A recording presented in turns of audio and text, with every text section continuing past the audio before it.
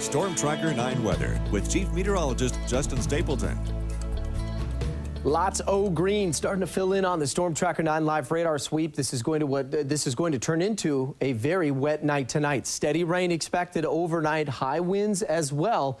And we got a lot coming in the next 24 hours. So let's go out to the Storm Tracker. I'll jump on the wall and show you what we've got. Kind of break everything down over the next 36. So here's what we've got right now. Warm front just starting to get a little closer to the coast. And again, remember, warm fronts bring more steady rain, whereas cold fronts bring the more heavier pockets of rain. And so this is good, what I like to call good sleeping rain coming in the next 6 to 7 hours here. That real good steady rain, but that also means that you can really pile a lot of it up over the next 6 to 7 hours, which is exactly what we'll do too. We've got all sorts of river gauges that we're watching here. And in fact, across the Willamette at Corvallis and then down towards Harrisburg, both of those, I have all of the shading here in yellow, means they're close to their flood stage. The Marys at Philomath is one we're watching, and also the Sayussel out towards Mapleton. The Coquille about 2.5 feet above its flood stage and likely not going to dip down below that at least for the next, I'd say, 24 hours or so. So flood watches are out pretty much for the entire western Oregon landscape. That includes the coast range, Cascade foothills, and certainly here in the valley. Sharp rises on the rivers through Wednesday, where we could be looking at anywhere from 1 to 3 inches.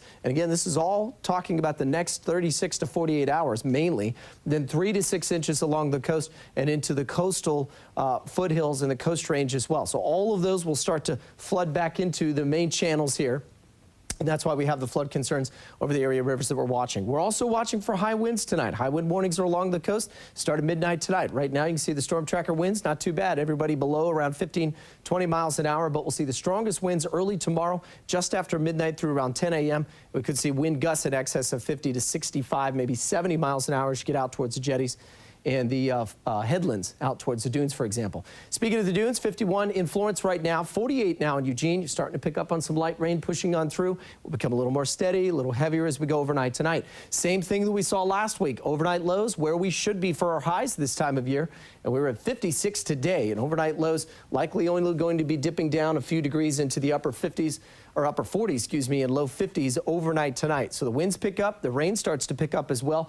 It's all courtesy of this very warm and juicy system coming in from the tropics. Now, as we get later on in the week, we've got another area of low pressure. It's got all the cold air bottled up in the Gulf of Alaska. That will shift southward as well. So we're not done just yet. Once this moves through overnight in towards Tuesday afternoon's forecast, we'll see more hits coming later on this week. But this will be the strongest one over the next 4 to 5 days. Lots of snow above 5,000 feet as well, as snow lines will start to come down going into Wednesday and Thursday. Wednesday, we get a bit of a break from the rain, but we've got more systems coming in Thursday, Friday. And unfortunately, even though we have a ridge of high pressure building just offshore, it does mean that it's going to be far enough away that unfortunately we're going to get the systems kind of sliding in towards the northwest here. Now, if that shifts eastward, we may dry out some for the weekend. So we'll kind of keep watch on that for our forecast. But otherwise, I do think we're going to see some swollen rivers from the coast all the way inland here over the next 2 to 3 days. Heavy rain tomorrow and Wednesday at times, things tapering off to scattered and isolated, but it's still rain chances though as we go into the weekend. Scattered showers in the Umpqua. Temperatures there will be in the mid-50s for tomorrow. Then you see the cooler air slide in. Now that kind of shuts things down in terms of the really, really wet weather, but there is still a chance we get smaller systems moving in over the next couple of days as we head into the weekend. 1 to 2 inches of snow above 4,000 feet. What starts off as rain will become all snow in the Cascades as we head to Wednesday and Thursday. In Bend and Redmond, isolated showers tomorrow. Scattered rain showers Wednesday that start to mix in some snow by Thursday and Friday morning.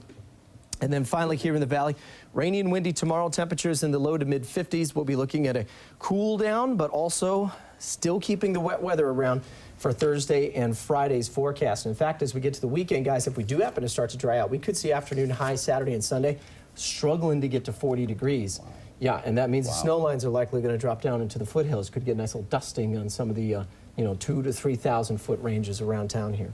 Yeah, but what does that mean if that starts to melt off and the rivers are already so full? Exactly.